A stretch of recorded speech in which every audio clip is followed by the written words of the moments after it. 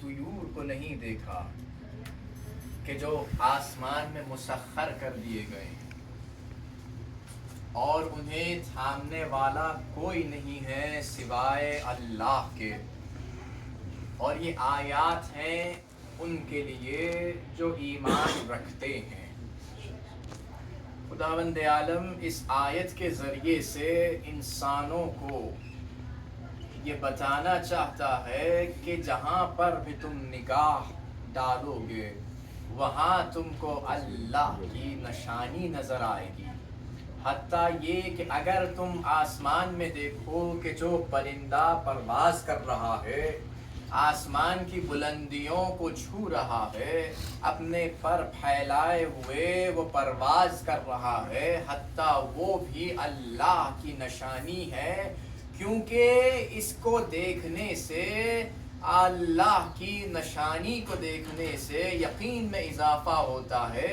یقین میں اضافہ ان کے لیے ہے کہ جو پہلے سے ایمان لا چکے ہیں۔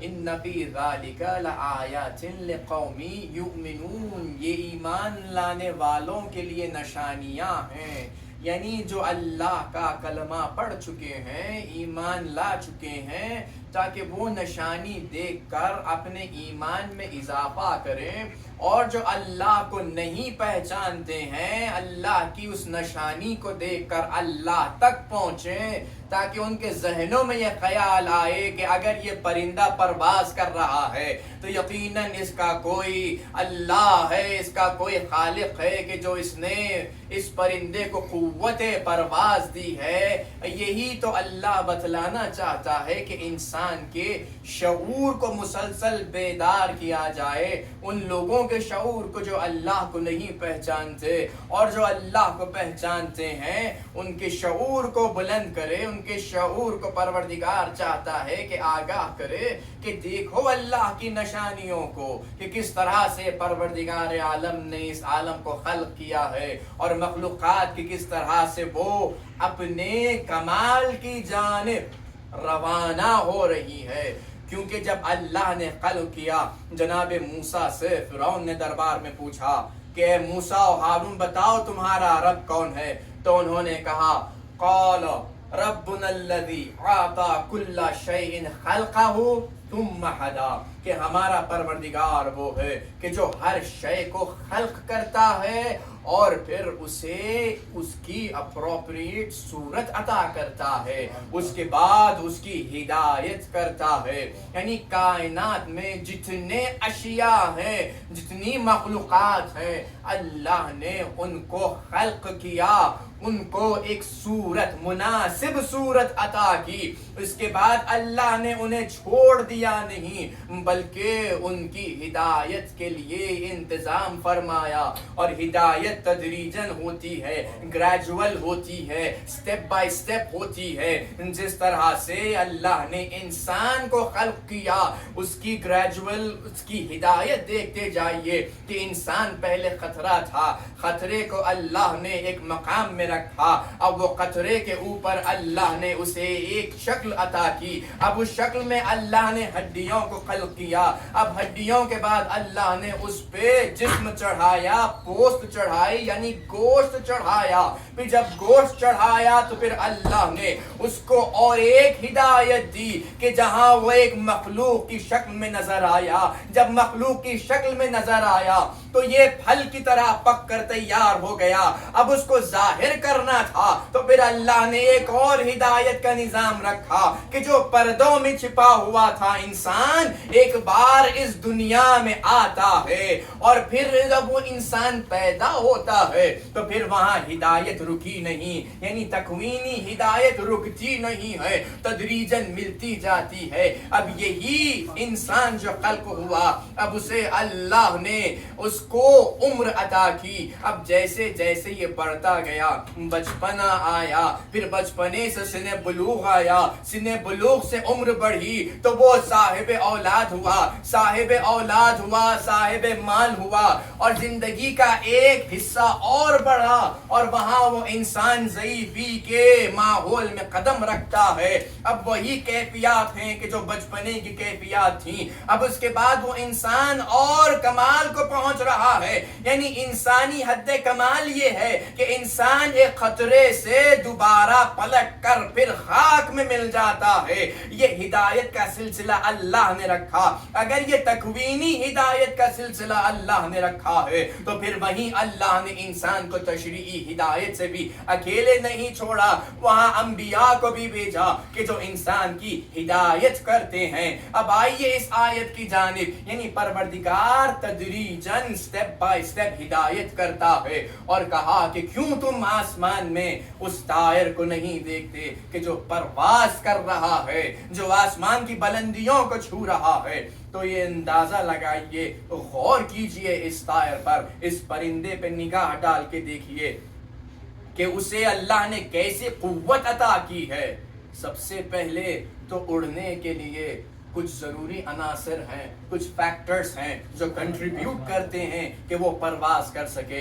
تو اس کے لیے ضروری ہے کہ اس کی ایک باڈی ہو, ایک اوول شیپ باڈی ہو. تو اللہ نے اس کے لیے ایک سکیلیٹن تیار کیا, اس کے لیے ایک خول تیار کیا کہ جو اوول شیپ خول ہے. پھر اس کے لیے ضروری تھا کہ اس میں مضبوطی آئے, تو اللہ نے اس میں ہڈیوں کو رکھا, بونز کو خلق کیا, اور ایسے بونز ہیں کہ اگر زیادہ وزنی ہو جائیں تو پھر یہ پرواز نہ کر سکے. تو پھر اللہ نے اس کے لیے معقول صورت عطا کی. خلق اللہ, کیسے کس طرح سے اللہ وہ ہے کہ جو خلق کرتا ہے اور اپروپریٹ صورت و حیت عطا کرتا ہے. تو پھر اللہ نے ان ہڈیوں کو خلق کیا تو اس طرح مضبوط ہیں کہ اس کو قوی کرتے ہیں, اس کی باڈی کو, اور اتنے وزنی بھی نہیں ہیں کہ وہ پرواز ہی نہ کر سکے. جب ہڈیاں بھی خلق کر دی گئیں تو پھر ضروری ہے وہاں پہ ایک اور فیکٹر کی کہ جس کا نام ہے پر. اللہ نے اسے پر عطا کیے کہ جس کے ذریعے سے وہ فلائٹ لے سکتا ہے, وہ اڑ سکتا ہے. جب یہ اپنے پروں کو فلیپ کرتا جاتا ہے تو اس میں پرواز بنتی جاتی ہے, وہ اڑتا جاتا ہے, وہ ہوا کو پیچھے ڈھکیلتا جاتا ہے, آگے بڑھتا جاتا ہے. اچھا, پر بھی عطا کر دیے, مگر اس کے لیے ضروری ہے کہ وہاں پر وہ قوی ہو, اس کا جسم یہ پر چلانے کی قوت و صلاحیت رکھتا ہو. تو پھر اللہ نے اس کے لیے پٹھوں کو بنایا, مسلز کو بنایا, اور خاص کر کے جو پیکٹورل مسل ہیں, سینے کے جو مسل ہیں, اللہ نے اتنے قوی بنائے ہیں کہ ان کی مدد سے یہ پرواز کرتا ہے, پروں کو پھڑ پھڑاتا ہے, یہی اس کو اڑنے میں مدد کرتے ہیں. اب اس کے بعد عزیزان محترم, جب اللہ نے اس کے لیے ہڈیاں بھی خلق کر دیں, اس کے لیے اسکیلیٹن بھی بنا دیا, اسے مسل بھی بنا دیے, اور اس کے لیے اللہ نے مسل کو بھی مضبوط بنایا.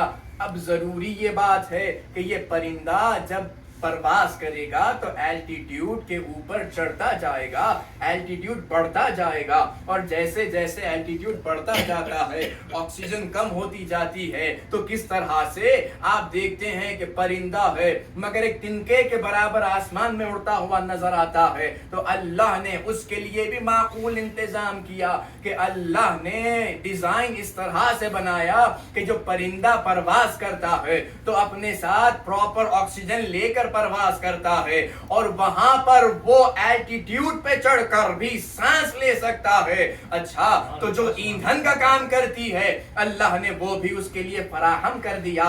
اب وہاں ضروری ہے کہ جو باڈی ہے وہ اس طرح سے ہو کہ وہ ہوا کے دوش پہ مسلسل پرواز کر دی جائے اور آگے بڑھتی جائے اور ہوا پیچھے ڈھکیلتی جائے. تو اللہ نے اس کی باڈی کو ایرو ڈائنامکس بنایا, یعنی وہ کہ جو پرواز کرنے کے قابل ہو, ہوا کو چیرتے ہوئے آگے بڑھنے کے قابل ہو. تو وہاں اللہ نے اس کو سر دیا کہ جو چھوٹا سا ہے, اور اس میں ایک چونچ بھی بنائی. اگر یہی سر بڑا ہو جاتا تو وہ اس کو پرواز کرنے سے مانع ہوتا. اللہ نے اس طرح سے اس کو ڈیزائن کیا.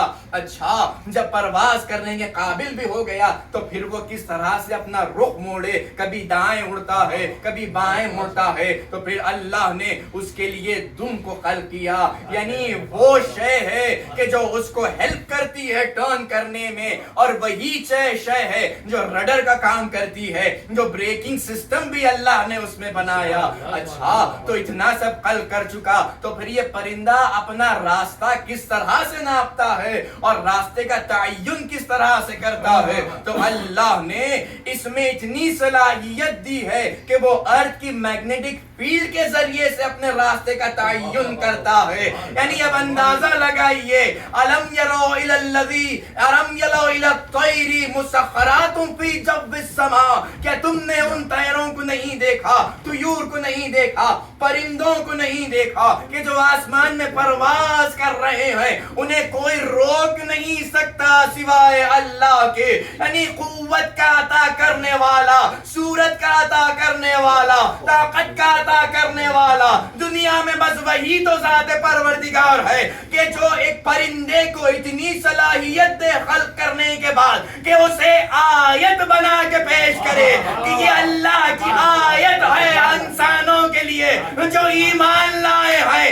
ایک کم ترین خلقت کے جو پرندہ ہے وہ اللہ کی آیت قرار پائے، اور جو خلقت میں سب سے زیادہ اعلیٰ مخلوق ہو اس کے لیے کیا کہا گیا؟ اس کے لیے کہا گیا کہ یہ وہ آیت کبریٰ ہے اور نبع عظیم ہے۔ حیدری حیدری اللہم صلی علی محمد وعلی محمد۔ جو اللہ کی سب سے اعلیٰ مخلوق، جو سب سے پہلے خلق کی گئیں، وہ اللہ کی آیت الکبریٰ، نبع عظیم، جس کی خلقت رسول کے ساتھ، جس کی تینت رسول کی تینت، جس کا نور رسول کا نور، آیت کبریٰ۔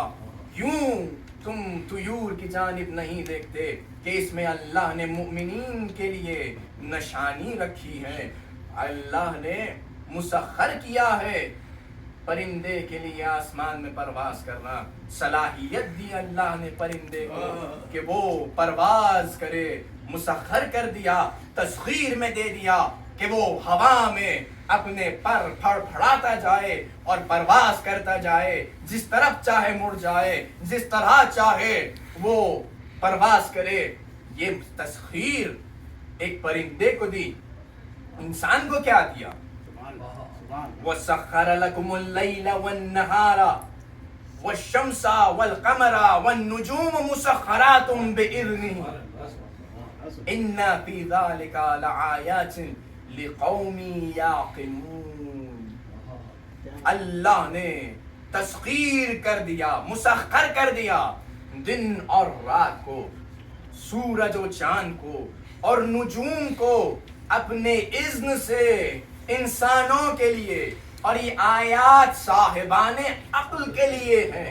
یعنی جو عقل رکھتے ہیں وہی پہچانیں گے کہ اللہ نے کس طرح سے تسخیر کیا ہے، کس طرح سے ان کے لیے اللہ نے ان کے دست تصرف میں دیا، یہ دن اور رات کو، یہ چاند اور سورج کو، ان ستاروں کو تسخیر میں دے دیا، یعنی ان کے ذریعے سے کام کرے۔ یقیناً دن کام کرنے کے لیے ہے اور رات سونے کے لیے ہے، اور یہ چاند اور سورج کے ذریعے سے انسان اپنے اوقات کا تعین کرتا ہے، اور یہ نجوم ہے جس کے ذریعے سے انسان راستے کا تعین کرتا تھا۔ آج دور جدید دور ہے، آج میپس ہیں ہمارے پاس کہ جو ہمیں راستہ بتاتے ہیں، لیکن جو قدرت کا ہدایت کا طریقہ ہے اس سے پہلے کا وہ تو یہی ہے۔ آج بھی لوگ ستاروں کے ذریعے سے اپنے سمت کا تعین کرتے ہیں، وہ کبھی نہیں دور ہو سکتا، وہ کبھی ہم سے اٹھ نہیں سکتا سلسلہ، مگر دیکھیے تو اللہ نے ہر شے کو انسان کی تسخیر میں دے دیا، مگر اس کے ساتھ یہ بھی کہا سورہ یاسین میں لَلشَّمْسُ يَنبَغِي لَهَا أَن تُدْرِكَ الْقَمَرَ وَلَا اللَّيْلُ سَابِقُ النَّهَارِ، کہ یہ ہو ہی نہیں سکتا کہ سورج چاند کو اپنی گرفت میں لے لے اور چاند سورج کو اپنی گرفت میں لے لے۔ یعنی کوئی شے، کوئی مخلوق آسمانی ایک دوسرے کو اپنے مقام پہ نہیں لا سکتی. جو جس مقام پہ ہے وہ اس مقام پہ رہے گا. سورج کے مقام پر سورج ہی رہے گا. دن کا جو مقام ہے اس میں سورج رہے گا. دن کے مقام میں چاند ظاہر نہیں ہوگا الا یہ کہ وہ اپنے وقت معلوم پر آہستہ آہستہ ظاہر ہو. مگر جو اوقات ہیں اس میں سورج رہے گا, جو اوقات شمس ہیں اس میں چاند رہے گا. مگر اللہ کا یہ کہنا کہ ہم نے انسان کی تسخیر میں دے دیا, دست تصرف میں دے دیا, اب انسان جس طرح سے چاہے اسے تصرف میں لے کے آئے. مگر یہ تو بتائیے کہ کیا کبھی کسی انسان نے وقت زوال کو وقت مغرب میں تبدیل کیا, یا دوپہر کے وقت رات کو کر دیا, یا رات کے وقت سورج کو الٹا کر دیا؟ کیا اس طرح سے ہوا ہے؟ نہیں ہوا. کیوں؟ للشمس ينبغي لها ان تدرك القمر ولا الليل سابق النهار. اور دن کو رات, رات کو دن نہیں کر سکتے. مگر پھر اللہ نے کہا ہے کہ انسان کی تسخیر میں دے دیا. اگر دے دیا تو پھر دے دیا, تسخیر کر چکا, تصرف میں دے دیا تو حق تصرف ہے انسان کو. تو پھر کرے تو کون کرے؟ کیونکہ یہ اللہ کا نظام عدل پر چل رہا ہے. دن رات نہیں ہو سکتی, رات دن نہیں ہو سکتی, مگر تسخیر میں ضرور ہے کہ انسان چاہے تو تصرف کو استعمال کرتے ہوئے دن کو رات کر دے, رات کو دن کر دے. عدل یہاں پر اگر ہو جائے تو پھر عدل الہی باقی نہیں رہے گا. حکمت الہی کے ذریعے سے جو سسٹم چل رہا ہے وہ پھر وہاں پر بیلنس نہیں رہے گا, امبیلنس ہو جائے گا. مگر اللہ نے تسخیر میں تو دے دیا, اب جس طرح سے چاہے اس کو استعمال میں لائے. اب عزیزان محترم, کہاں پہ یہ مثال ملے گی؟ مثال مل رہی ہے تو کہیں اور نہیں مل رہی ہے, بلکہ اللہ کے حبیب کی مثال مل رہی ہے. جب آپ سے معجزہ پوچھا گیا تو آپ نے چاند کو 2 حصوں میں توڑ دیا, ایک حصہ اس جانب, ایک حصہ اس جانب. یعنی اللہ نے تسخیر میں دیا اور بتایا, اور اس کے ذریعے سے رسول بتا رہے ہیں. اللہ نے تسخیر میں دیا تو وہ انسان کامل کی تسخیر میں دیا ہے. اگر وہ حق تصرف کا استعمال کرتے ہوئے چاند کو 2 حصوں میں توڑ بھی دے تو دنیا میں امبیلنس میں نہیں آتا, بلکہ یہ اللہ کی آیت ہے کہ جو لوگوں کو بلا رہی ہے, اب تو پہچانو کہ تمہارا خالق کون ہے.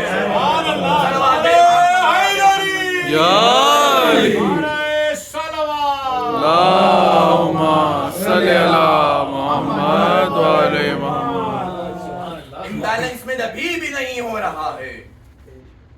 دوسرا موقع, رسالت مآب نے امیر المؤمنین کو ایک کام سے بھیجا. امیر المؤمنین واپس آئے اور امیر المؤمنین جب تشریف فرما ہوئے تو رسالت مآب نے آپ کے زانوں پر سر رکھا. سلسلے وہی شروع ہوئی اور امیر المؤمنین نے بیٹھے بیٹھے نماز عصر ادا کی. رسول اللہ نے جب سلسلہ وحی کے ختم ہونے کے بعد آنکھیں کھولیں تو کہا, یا علی آپ نے نماز پڑھی؟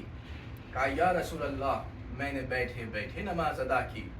انگلی کے اشارے سے تو رسول اللہ نے ہاتھوں کو آسمان کی جانب بلند کیا اور کہا, اے میرے پروردگار, یہ علی ابن ابی طالب ہیں کہ جو تیری اور میری اطاعت میں علی ابن ابی طالب بیٹھے ہوئے تھے. پروردگار, علی ابن ابی طالب کے لیے تو سورج کو دوبارہ پھیر دے تاکہ علی نماز ادا کر لیں. اور سورج واپس آیا اس مقام پہ کہ جو عصر کا مقام ہے, اور امیر المؤمنین نے صلاۃ عصر ادا کی. یہاں پر میں کہتا ہوں, یا رسول اللہ, جس طرح سے آپ نے معجزہ شق القمر کیا تھا, کیوں اشارہ نہیں کرتے کہ سورج اپنے مقام میں عصر پر آ جائے؟ رسول اللہ بتانا چاہتے تھے, اے لوگو جان لو کہ یہ علی ابن ابی طالب ہے جس کا ہر لمحہ اطاعت الہی اور اطاعت نبوی میں گزرا ہے. یہ وہ علی ہے کہ اگر میں اللہ سے کہوں کہ پروردگار یہ جو آگے بڑھتا ہوا سورج ہے, یہ جو ڈوبتا ہوا سورج ہے, اس کو دوبارہ طلوع کر دے عصر کے مقام تک, تو پروردگار دعا قبول کرتا ہے. یہ بتا دوں کہ لوگوں پہچانو, علی ابن ابی طالب کی ذات وہ ہے کہ اگر علی علی کے حق میں دعا مانگی جائے یا علی کے وسیلے سے دعا مانگی جائے تو وہ دعا ہمیشہ مقبول ہوتی ہے. سبحان اللہ سبحان حیدری آواز بلند نعرہ صلوات اللہم صلی اللہ محمد وآل محمد. تیسرا موقع امیر المؤمنین جنگ خوارج کے لیے جا رہے ہیں اور راستے میں آپ بیبلون سے گزرے. جب بیبلون سے گزرے تو امیر المؤمنین نے سفر کو جاری رکھا. لوگوں نے کہا یا علی وقت عصر نکلا جا رہا. امیر المؤمنین نے سواری روکی نہیں. کہا کہ یہ وہ مقام ہے کہ جہاں سب سے پہلے بت پرستی کی گئی تھی. یہاں کوئی نبی یا نبی کا وسیع عبادت نہیں کرتا. اور سفر جاری رکھا اور جب بیبلون سے باہر نکلے تو پھر لوگوں نے کہا کہ یا علی وقت عصر تو چلا جا رہا ہے. سرخی آسمان پہ نمودار ہو گئی. اب وقت مغرب قریب آ رہا ہے. تو امیر المؤمنین نے کہا وضو کیا جائے اور سب نے وضو کیا. راوی کہتا ہے کہ میں نے دیکھا کہ امیر المؤمنین کی زبان پر جنبش تھی, ہونٹ ہل رہے تھے, ہونٹوں پر جنبش تھی, آپ کچھ کہہ رہے تھے. میں نے جاننے کی کوشش کی مگر پتہ نہ چلا. نہ وہ کلمات زبان عربی میں تھے نہ زبان فارسی میں تھے. یعنی امیر المؤمنین کچھ پڑھ رہے تھے اور ہم نے دیکھا کہ ایک جو سورج غروب ہو رہا تھا اس مقام پہ آ گیا کہ جو مقام عصر ہے اور ہم نے نماز عصر ادا کی. اب عزیزان محترم ایک رسول اللہ نے سورج کو پلٹا امیر المؤمنین کے لیے اور امیر المؤمنین یہ فرما رہے ہیں کہ وہ مقام ہے کہ جہاں نبی یا نبی کا وسیع عبادت نہیں کرتے کیونکہ وہاں پر سب سے پہلے بت پرستی کی گئی تھی. اب تو جاننا چاہیے تھا لوگوں کو یہی قول کے ذریعے سے کہ وہ کس کی اقتداء میں سفر کر رہے ہیں. یعنی لوگ تو یہ کہہ رہے تھے کہ نماز کا وقت تو چلا جا رہا ہے. سمجھ میں اب آ رہا ہے کہ لوگ امیر المؤمنین کے مقام سے کلی طور پر واقف نہیں تھے, امیر المؤمنین کی معرفت نہیں رکھتے تھے. وہ سمجھ رہے تھے کہ ہم بتائیں گے امیر المؤمنین کو, ہم یاد دلائیں امیر المؤمنین کو کہ صلاۃ عصر چلا جا رہا ہے. امیر المؤمنین نے بتایا تم یہ سمجھ رہے ہو کہ صلاۃ عصر تمہارے ہاتھ سے چلا جا رہا ہے. ہم وہ ہیں کہ جن کے دست تصرف میں پروردگار عالم نے شمس و قمر کو دیا ہے, دن اور رات کو دیا ہے. میں نبی آخر الزمان کا وسیع ہوں, جس طرح سے چاہوں آپ کے تصرف کے ذریعے سے ان میں تصرف کر سکتا ہوں. سبحان اللہ محمد وعلی محمد. نعرہ تکبیر, نعرہ رسالہ, نعرہ حیدری, نعرہ صلوات. اللہم صلی علی محمد وآل محمد. یہ وسیع رسول نجوم کو بھی مسخر کیا, زمین اور آسمان کو مسخر کیا. اور تو اور سورہ زلزال اذا زلزلت الارض زلزالها واخرجت الارض اثقالها وقال الانسان ما لها يومئذ تحدث اخبارها.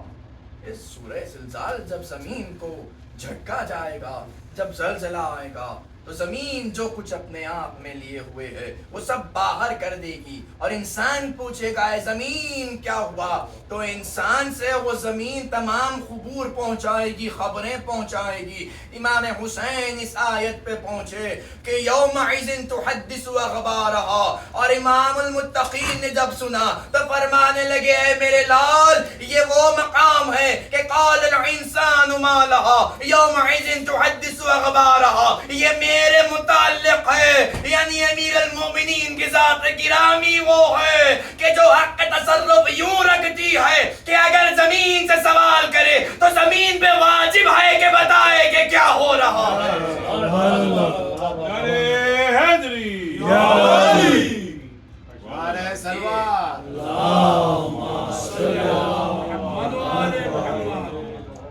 निशानियां अल्लाह ने रखी जो खल्क किया। अच्छा, तो जिसे खल्क किया उसकी फिर हिदायत की, उसी शय को अल्लाह ने आयत बनाया।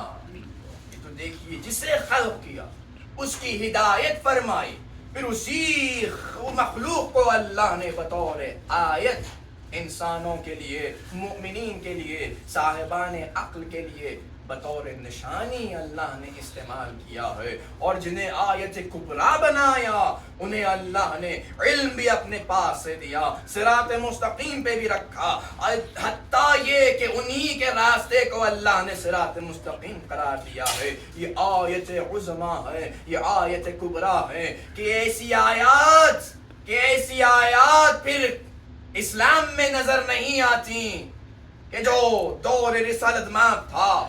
5 आयतें यकजा हैं, वो दर सैयदतुन निसाइल आलमीन है, और एक के बाद एक फिर आयत आ रही है कि जिसका सिलसिला ता क़यामत तक जारी है। आज भी अल्लाह की आयत जिंदा है, इसे अल्लाह ने पर्दे गैब में रखा और इस तरह से फैज़ पहुंचा रही है वो आयत, जिस तरह से सूरज बादलों के होते हुए फैज़ पहुंचाता है। यही तो है अहले बैत का घराना कि जो हर कदम पर लोगों की हिदायत कर रहा है। इमाम हुसैन ने मदीना छोड़ा, इसीलिए छोड़ा और बता कर छोड़ा कि मैं मदीने से जा रहा हूँ अम्र बिल मारूफ नही अनिल मुनकर के लिए, और मैं मदीने से जा रहा हूँ ताकि सुन्नत को कायम करूँ। जद्दी व अबी, मैं अपने नाना की सुन्नत को और अपने बाबा की सुन्नत को कायम करने के लिए जा रहा हूँ। यानी इस्लाम की निगाह में सुन्नत बस 2 है, एक ज़ात रसूल अल्लाह की सुन्नत है और एक अमीर अल मुमिनीन की सुन्नत है, और उनके कायम करने वाले इमाम हुसैन की नस्ल से आने वाले वो 9 इमाम हैं, और उनके साथ इमाम हसन भी हैं कि जो रसूल की सुन्नत को, अपने बाबा की सुन्नत को कायम रखने वाले हैं। क्योंकि लोग भुला चुके थे, इमाम ने वतन को तर्क किया ताकि अम्र बिल मारूफ भी हो जाए, नहीं अनिल मुनकर भी हो जाए। और यही तो वस्फ है तमाम अंबिया का कि जो अंबिया आते हैं तो वो नहीं अनिल मुनकर के लिए आते हैं, अम्र बिल मारूफ के लिए आते हैं, और इमाम मदीना छोड़ रहे हैं। यही तो वजह है कि अल्लाह ने जनाबे इब्राहीम को नबूवत जैसे मनसब के बाद इमामत का मनसब अता किया, ताकि जब नबूवत खत्म हो जाए और इमामत बाकी रहे तो इमामत भी वही करे जो नबूवत करती है, अम्र बिल मारूफ व नही अनिल मुनकर। ये है